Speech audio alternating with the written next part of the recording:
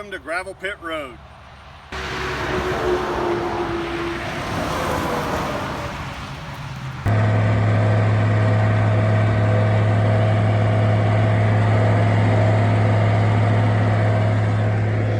It's leaking, not terrible, but it's going to get worse. As you saw earlier, I was dealing with this power steering column pump. Well, I guess this is the pump down here. That's probably the pump. That's the reservoir. You got a hard line that comes up here and goes into this steering column right here. And I've got a seal blown that is just pumping. As fast as I put it in, it comes right back out. And this thing is impossible to steer without power steering because it just wants to go straight. So you got to use the brakes. So what I have to do, I think the easiest thing to do here is to take this dashboard off, or at least move it out of the way. I don't know how I'm gonna get this knob off. I don't want to break that knob. I think there's a couple bolts down here. That might be all that's holding it, is some nuts down here on both sides. I'll get to it. All right, so it's a number five hex head. Let's see.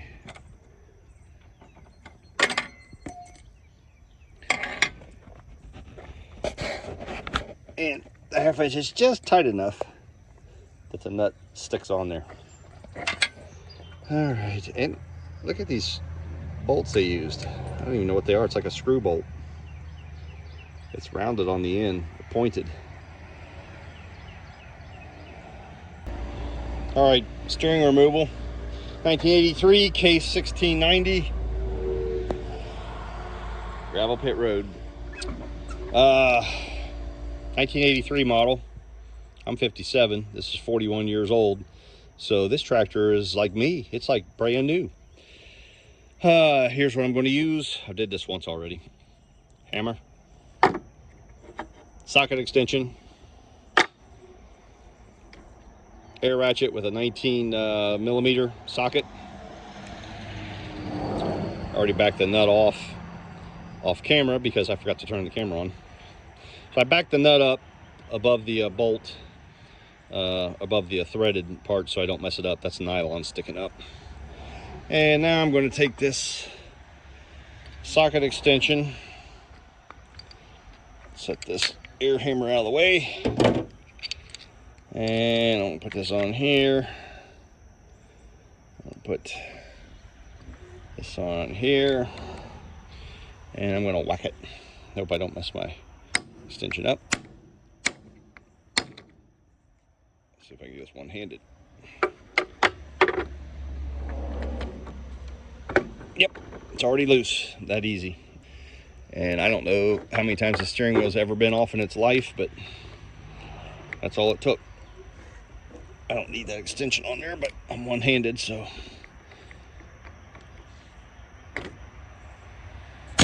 Hit the wrong way. The end. That's it. Take the nut off, the steering wheel off. How about that? Yeah, and under here, steering wheel down here. Under here is some kind of a little foam. It's just like a piece of foam. Keep the dust out, I guess, like a dust guard. And there's a seal, rubber seal on top of a bearing. Of course, that rubber seal was popped out, probably from the pressure. And this little guy comes off, but I'm not taking any of this stuff off. My goal is to pull this dashboard up and over this column and move it out of the way. But I don't think I'm going to be able to do it for the simple fact that, get this thing out of the way. This dash, there's a steel, this tractor came with a homemade fabricated piece of steel with holes cut in it. It had a tachometer, oil pressure gauge, and temperature gauge. Did not have this factory, which is actually a computer panel like a GMC truck. It's got these little computer pad behind it, or like I don't know, and these little copper tabs. Anyway, I was able to find this as a scrapyard, and it was perfect. You could see right through everything, and now it's all oxidized. I guess I can probably clean that up, put some acrylic or clear coat or something on it. But it didn't work. The tachometer worked for a while. The cable blew apart because I didn't realize that the entire electrical system had been disconnected. And so what was the purpose of me spending the money and tearing the old one off? And then I scavenged the gauges for something else. But I'm going to put the old panel back in and replace the gauges, put new gauges in. Well, I've spent a couple hours pressure washing, and I'm not exaggerating, degreasing and pressure washing, and look, it's case red. It was black. I ended up taking this entire dash off.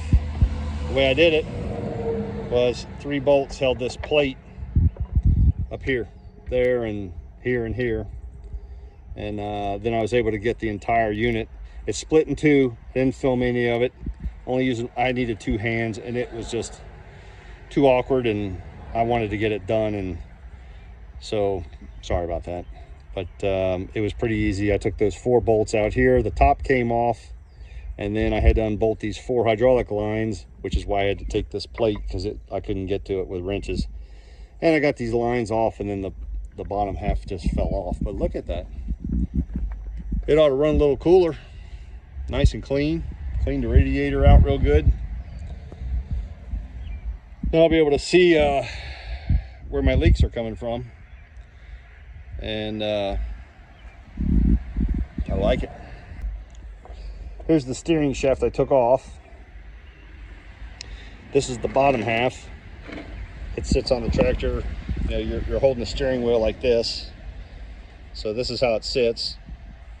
And I thought maybe there would be a seal in here that's leaking, but this is metal. This is the steering shaft itself. And it has these sprocket type setup. And your steering wheel goes here, and it just bolts on like that. It sits right on top, in between that plate that I took off. So I'm going to take this to the case dealer, see if they can help me figure it out. Fortunately, this thing has a number on it. I can't read the brand, but there's the numbers.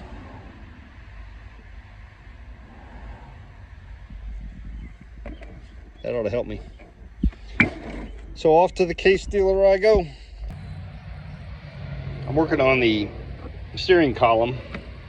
I got the valve. Here's the junk one. Here, I got to take these fittings off, put them on the new pump or new valve. That's the actual steering shaft itself, which I got to clean up. That's nasty. Hopefully it'll seal good and get all that junk off of it.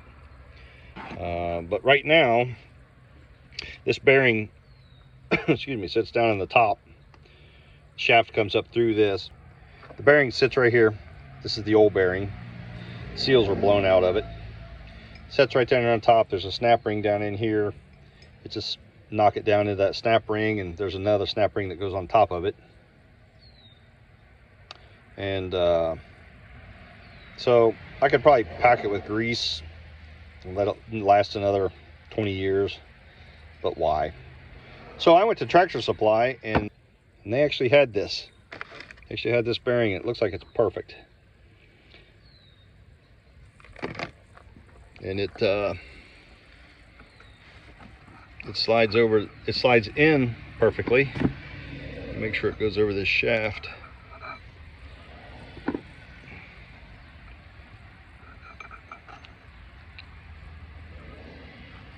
Yep, that should be fine.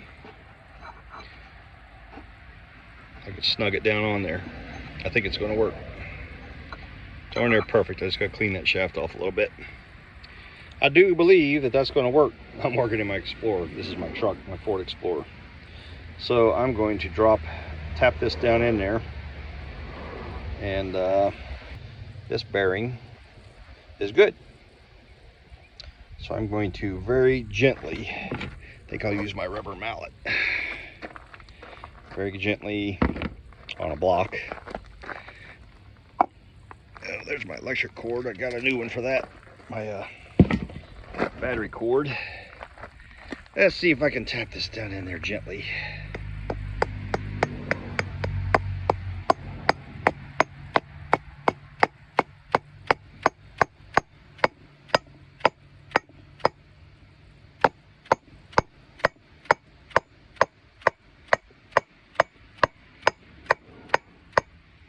So far, so good. All right, grab a socket. Which one will work? Not that one. Try this one. Oh, that's perfect. Look at that. Right on top of the metal. Can I do it one-handed? Probably a stupid thing to do. Hey, I'm out of focus. Ooh. Stay. Might be better to roll it over the other way. Yes.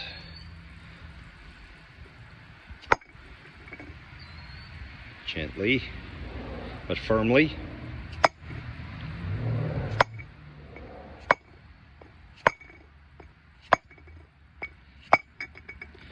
It's stupid to not have a press, but that's the way it goes. Make sure it's not too tight. Nope. So far, so good.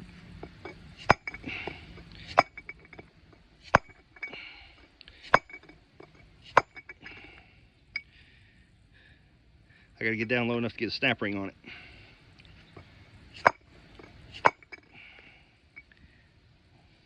Did I make it? I made it. I made it! Ah, darn. Well, I didn't film it. There was enough grime and grit in there because I just didn't do a good enough job cleaning it. You can see some grime maybe right in here. I got the snap ring in there. Everything's good. It locked in easily. Bearing spins. A little snug. But I think it'll be fine. It'll be just fine. Alright. Now I gotta clean this shaft up. Clean that steering shaft up. Swap these fittings to the new valve and install the new valve. This is the new one. The new valve. Steering valve. She's purty. There's the tag. I know it's made in China.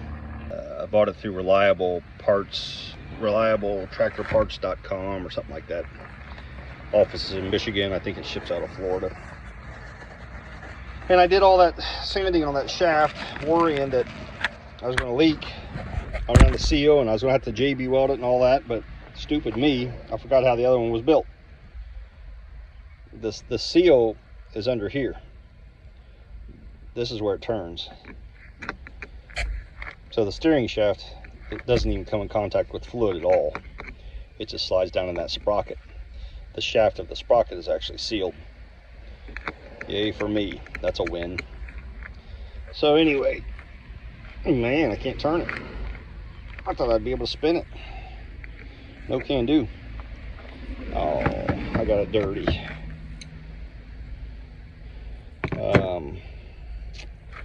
So now what I got to do is I have to take these fittings off, put them where they need to go on the new one.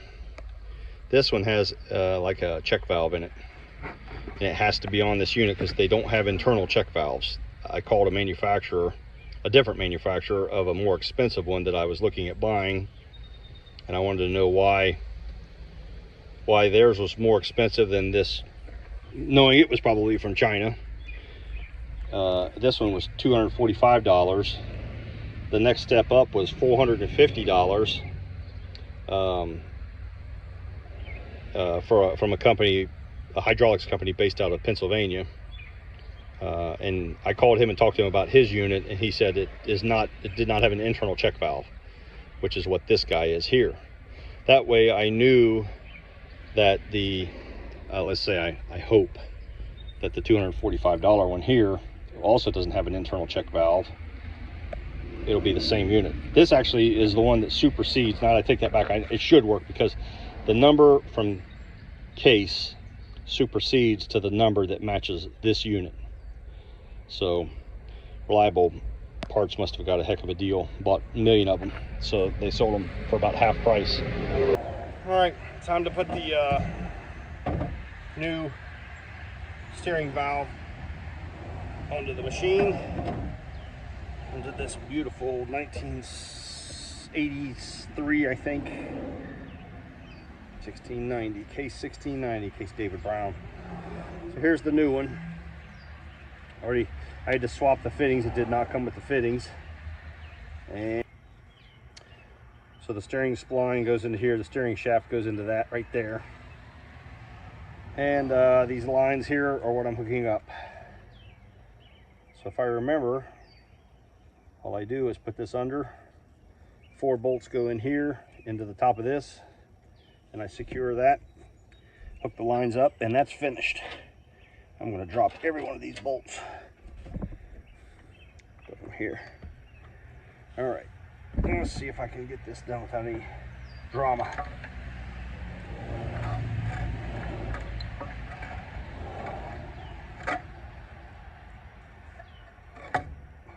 The hydraulic lines are steel, so they don't give you much forgiveness. And this unit is a supersede from the actual manufacturer number. I had 2 options. The one that was listed for this tractor, the old original number, was $450 cheap aftermarket. I could get a remanufactured for $600 plus $100 core. I don't know what a new one would cost, if I could even get a new one. Probably can, because this unit here is the same unit that fits the 1300 series, 1400, 1500. It was not listed for the 1600 on Reliable Parts, but I found on Reliable Parts their part numbers are not reliable, because I had the same issue with my backhoe, my 300B backhoe, on a pump shaft. They listed all kinds of tractors except my 300, and it was the same pump shaft, which I did not buy from them. I bought it from John Deere, which I'm sure was an aftermarket, but it came with a John Deere warranty. And I don't even know what kind of warranty this comes with. It was so cheap. I think I paid $245 for this, if I didn't say that. So you get what you pay for. So my expectations are low. Hey, I got it on there. My expectations are low, but the other one lasted me, God, how long have I had this tractor? I think I probably bought this tractor in mid 2000s maybe. So I've had this thing for 14, 15 years. I'm just guessing. It has not disappointed me, and I have not done incredible maintenance on it. It sits outside, and it looks like it sits outside. It didn't look too bad when I bought it, but it looks bad now.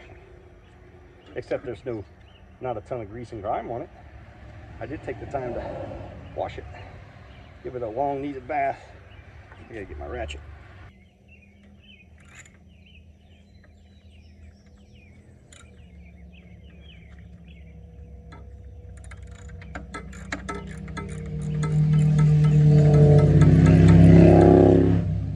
Welcome to Gravel Pit Road. Motorcycles. You know, I used to love motorcycles. That's all I'll say about that. Gravel pit road has a way of changing things. I want that one. It's on the wrong one.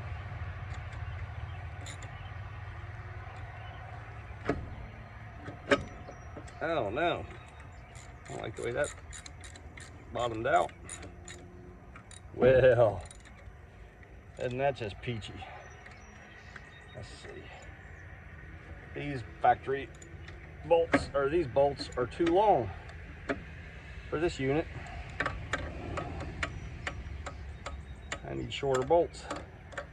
That's just grand. All right, to be continued.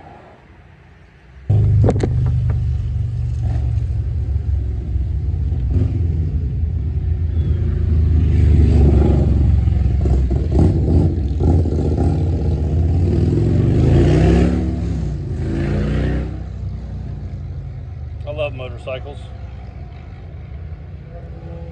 They're so respectful. They care so much about the community. They're so cautious about noise pollution. And they're such careful riders, you know. Watch out for motorcycles.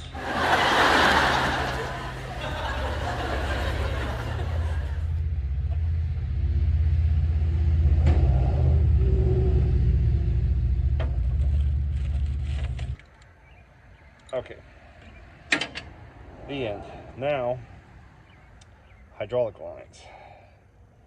I don't know why this one line is crooked on me.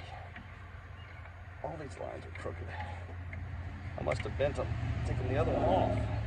That can't be. There's no way I bent those lines. I'll fight this for a minute. All right, I got them on. I just had to do it off camera because it was awful. These lines had bends in them. I guess when I took the other one off, I twisted them or something. I don't know, but it was a pain in the rear. So now what I think I'm going to do is I'm going to crack this fitting open here and see if there's any oil in the bottom of this that I can drain out the reservoir. Then I'm going to add the hydraulic fluid. It's Hy-Tran, HY-Tran. That's the Case universal hydraulic oil. And I'm going to use a solo cup because I have a 5-gallon drum, a bucket, 5-gallon bucket. And I'm just going to pour it in here. It'll probably take 2 of these solo cups to fill it up. And yes, I have a bucket under this to catch it if it overflows, which it probably will. This stuff has it's real dark, almost like Coca-Cola, and it has an unusual smell. It's like almost a sweet smell. That almost filled it up right there. But I'll have to put more in, I'm sure, because I'm going to start this up and these lines are empty. My jug, put the cap on my reservoir. I'm nervous about starting it. I'm afraid something awful is going to happen. Blow that brand new box up. Do a charger on this battery. I've got to figure out how to rewire this alternator because it is not wired correctly. Sorry about that. All right. Oh.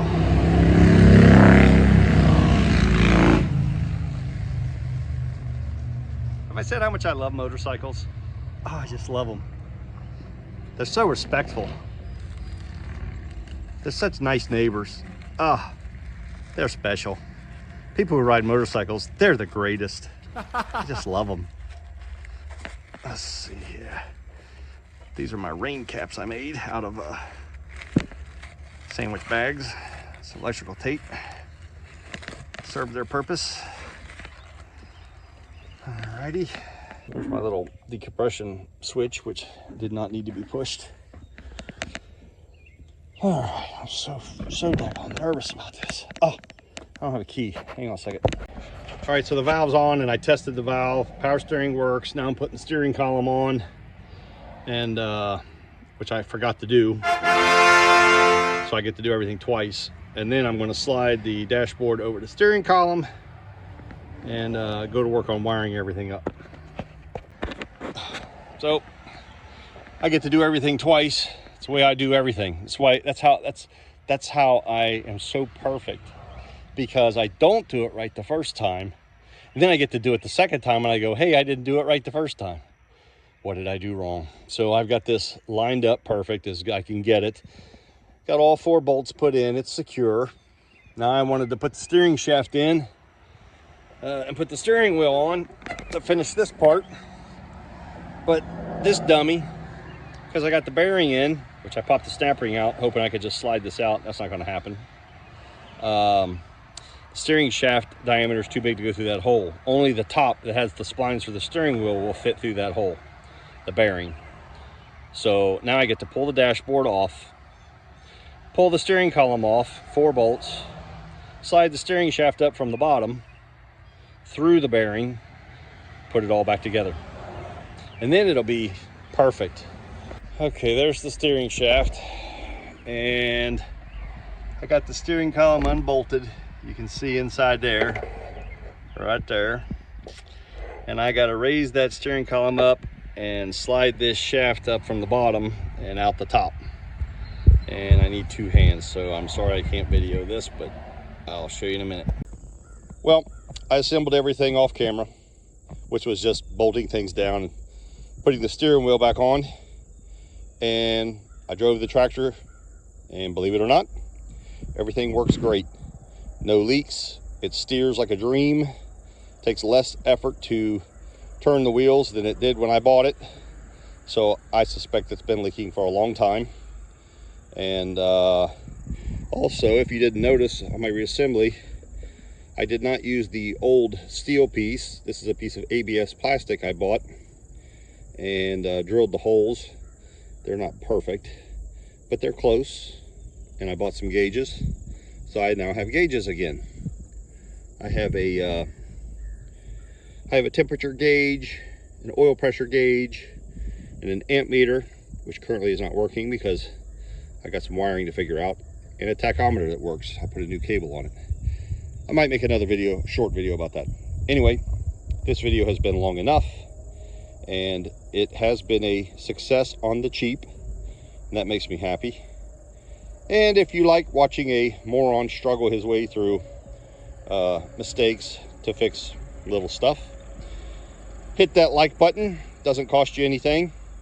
And if you want to see me continue to make these videos, subscribe. Why not? Let me know that you're interested, and I'm not just doing this for myself. So until the next time, thanks for watching. The end.